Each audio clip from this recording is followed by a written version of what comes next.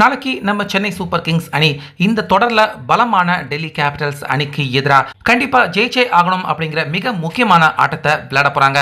இப்படி இருக்க ருத்ராஜ் அவருடைய நிர்வாகத்துல எந்த ஒரு தலையீடும் செய்யாம இருந்த நம்ம MS தோனி வேற வழி இல்லாம தற்போது பலமான டெல்லி கேபிட்டல்ஸ் அணியை வீழ்த்துறதுக்காக நம்ம MS தோனி இந்த ஆட்டத்துல ருத்ராஜ் அவருடைய கேப்டன்சியை எடுத்து நடத்த இருக்காரு.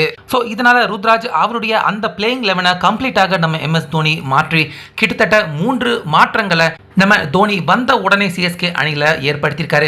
முக்கியமாக ஓப்பனர்கள் 2 பேரையுமே நம்ம தோனி அவர்கள் மாற்றி அமைச்சிருக்காரு. ஸோ அதற்கான அதிகாரப்பூர்வமான தகவல் தற்போது வெளியாகிருக்கு. அந்த வகையில் நாளைக்கு டெல்லி அணியை எதிர்த்து விளையாட போற நம்ம சிஎஸ்கே அணியின் பிளேயிங் 11 என்ன அப்படிங்கிறத பார்த்துடலாம். அதுக்கு முன்னாடி ராஜஸ்தான் அணிக்கு எதிராக சிஎஸ்கே விளையாண்டிருந்த பிளேயிங் 11 என்ன அப்படின்னு பார்த்தாதான் என்னென்ன மாற்றங்கள் தோனி அவர் செஞ்சிருக்காரு ருத்ராஜ் அவர்கிட்ட இருந்து அப்படிங்கிறது தெளிவாக புரியும்.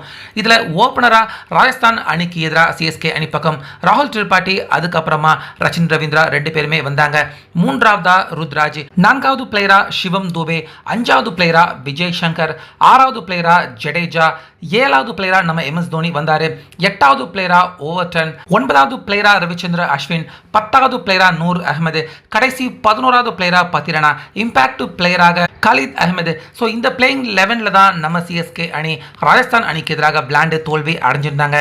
இப்படி இருக்க இந்த பிளேயிங் 11ல நம்ம தோனி அவர் இப்போ டெல்லி கேபிட்டல்ஸ் அணிக்கு எதிராக நிகழ்த்த போற முக்கியமான மாற்றமே என்ன அப்படின்னா, ஓவர்டன் அவரை தூக்கிட்டு கான்வே அவரை சிஎஸ்கே அணிக்கு உள்ள கொண்டு வர போறாரு. இதனால ராகுல் திரிபாட்டி அவர் வெளியே போறாரு. ஸோ இந்த மாற்றம் கண்டிப்பா சிஎஸ்கே ரசிகர்கள் எல்லாருக்குமே மிகப்பெரிய ஒரு மகிழ்ச்சி ரிலீஃபை கொடுத்துருக்கும் அப்படின்னு தான் சொல்லணும்.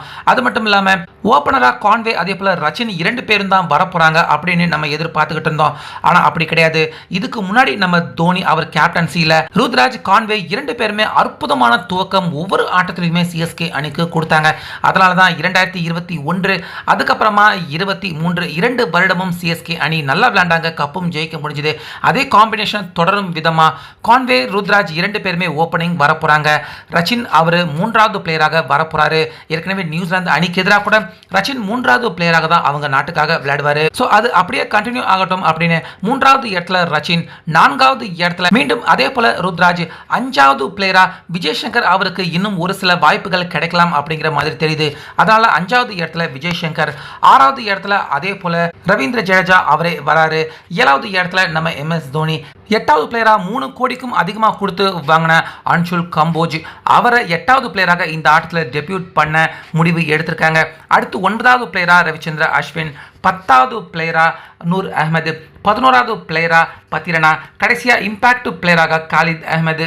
ஆக மொத்தம் பிளேயிங் 11ல 3 மாற்றம், அதே போல ஓப்பனிங்லையும் 2 பேருமே மாற்றம். நம்ம MS தோனி அவருடைய அறிவுறுத்தலின் அடிப்படையில் பலமான டெல்லி அணியை வீழ்த்துறதுக்காக தற்போது இந்த மாற்றங்கள் நம்ம சிஎஸ்கே அணியில செய்யப்பட்டிருக்கு. ஸோ இந்த பிளேயிங் 11 கொண்டு அதே போல நம்ம MS தோனி அவருடைய கேப்டன்சி அட்வைஸோட நம்ம சிஎஸ்கே அணி டெல்லி அணியை இந்த பிளேயிங் 11 வச்சு வீழ்த்துவாங்களா? உங்க கருத்தை சொல்லுங்க.